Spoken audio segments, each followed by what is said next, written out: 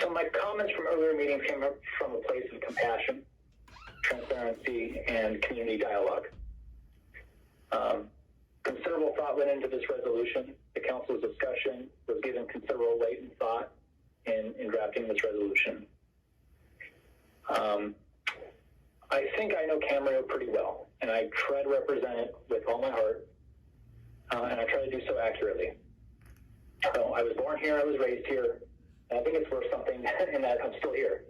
I never really left, and nor do I have any intention of ever leaving. This is a great community. I don't bring the values or vocabulary or the worldview of some other region or some other culture. I bring what was instilled in me, having grown up here in Camarillo. Our city is tight-knit, strong moral fiber, we're caring, we're compassionate. I like to think we still embody the values and the identity that many could say a lot of other cities have since left behind as they've grown and become less personable. When someone in our community is a victim of an incident, we come together. We make sure that they know they matter, how much love is behind them, how much community support is behind them. When a member of our community passes away, we as a council adjourn in their memory, provide some thoughts in order to convey that their lives mattered and the contribution to their community mattered. When three men exhibit heroic actions out of concern for the well-being of another person, we honor them, ensure that others know that their actions mattered. We honor and we support a wide range of organizations, associations, individuals, and we show our compassion, we show our love, we show our appreciation and our support. We do this with our words, we do this with oftentimes proclamations, and we do it with financial support. And we do that to indicate that they matter. To our community, they matter. They're important. It means something. Half of my time as a council member is spent addressing concerns of residents. The other half is spent in here with all of you, talking through the agenda and the issues.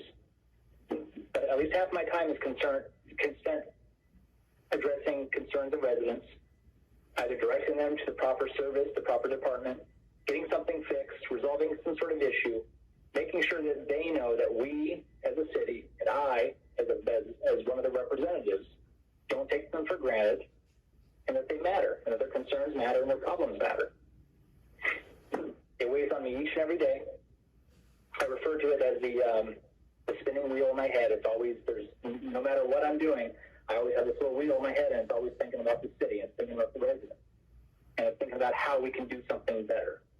I'm always after trying to find a better way of doing something. And I don't take it for granted. So it weighs on me each and every day, that responsibility, that duty to my fellow community members.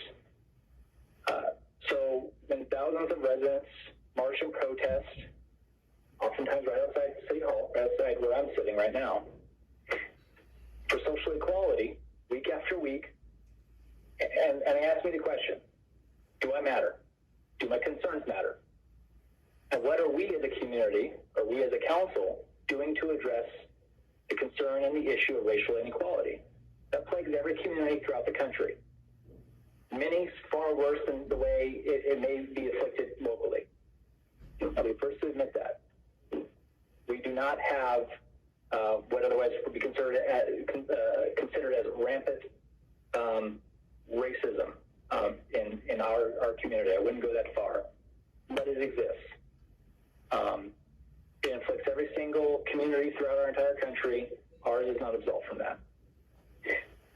And as I said in the first meeting, it would have been tone deaf not to have responded to the concerns of thousands out here, and proudly reestablish our position as a council and as a city as to where we stand.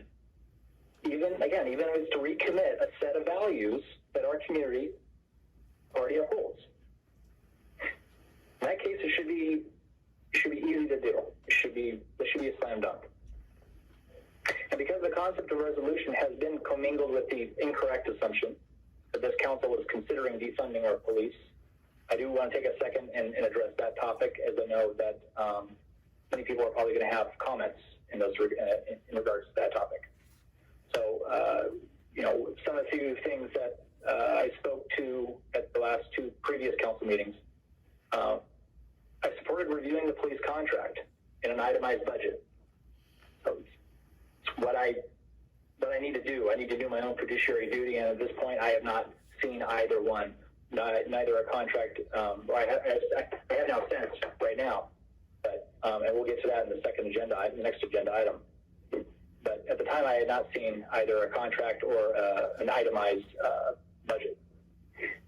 Considering that it constitutes about 48% of our annual general fund expenditures, approximately $18.1 million.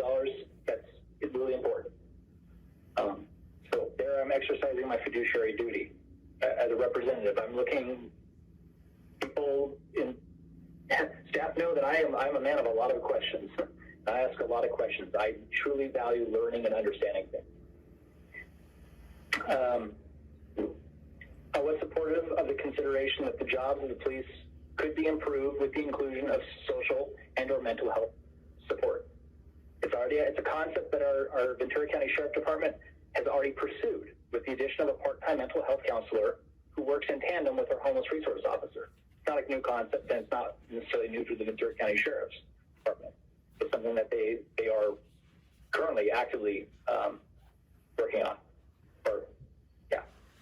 I supported a community conversation that would solicit feedback from the public in regards to policing policy and standards, but that I would look to the BC Sheriff to providing the solutions that would be implemented to ensure that they can continue to be effective and efficient in their job.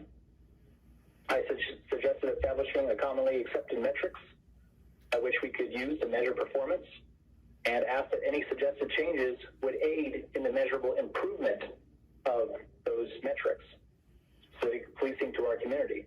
If we can't, if it's going to be detrimental to our community, clearly it's not something that we should pursue. I encourage members of the community to perform ride-alongs. It's one idea I had thrown out there, just as I have. I found it incredibly rewarding. Better understand what it was like to be a police officer, and build greater connections between the community and the LEO profession. And I supported a resolution that would state, as a moral principle, that Black Lives Matter.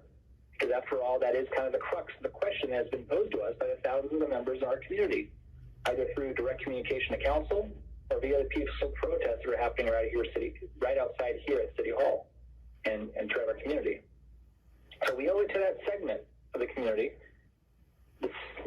We owe this segment of our community the same affirmation to the question concerning racial equality as has been demanded from another segment of our community, whose chief concern is where we stand on defunding the police. Even though I've never stated that I want to defund the police, nonetheless, I've had several hundred people specifically say, you need to say that you are unequivocally against defunding the police. And I have had no issue saying that. I have on multiple occasions, on multiple Facebook streams. But just as people expected me to reaffirm something that I never suggested and or had said, we need to do the same thing for the same people who are out here, in very large numbers, who have concerns of their own. It's now time to affirm our stance, answer the question unequivocally that the lives of our Black residents and those of other ethnicities, because we did include them as well in this resolution, communities of color, LGBTQ+, and all marginalized groups, that they matter, that their lives matter, and that they are impacted by prejudice, they are impacted by racial inequality. Now, several cities throughout Ventura County, Santa Barbara County, Southern California have passed very similar resolutions to this. The vast majority of them included a direct endorsement of Black Lives Matter. In the way this was written, I don't believe it does. It states, it doesn't offer any such endorsement. It makes a moral statement. Many of them do not extend support and accommodation for their law enforcement. Ours does. I think I said it in a previous meeting, law enforcement government is not the enemy. I don't view them as such. To whatever issues may persist in our community, they're absolutely part of the answer. They are vital, and I've been very, very supportive of our police officers in the entire approximately 1.5 years that I've served on the city council, and well before that. Simply stating that Black Lives Matter and support of our law enforcement are not mutually exclusive. Some people like to think that by stating one, I'm somehow saying that I don't like police officers, or that we don't like police officers, or that we don't support our police officers. We certainly do. I understand how difficult of a job it is, and I understand the emotional and the physical repercussions of pursuing such a profession. I've seen it in my own family. So to say, imply, or frame it otherwise is disingenuous, and I think it's dangerous. It's important that we don't conflate a moral statement of Black Lives Matter with Marxist fear. These things are not correlated in any way. For many of our neighboring cities, reaffirming this stance was a simple, straightforward, morally elementary act, and reaffirm their commitment to a segment of their communities, just as we're proposing to do with ours, who historically and statistically have been impacted by prejudice and racial injustice. At our last council meeting, the three of us, the mayor, the vice mayor, and myself, stated unequivocally that Black Lives Matter. This resolution, and I helped write it, this resolution is not written as a political statement. It's not presented as a political statement, nor is it meant to further anyone's political agenda. Coming from me as a co-author, this is a moral statement, and a vitally important one, and it's one that I support.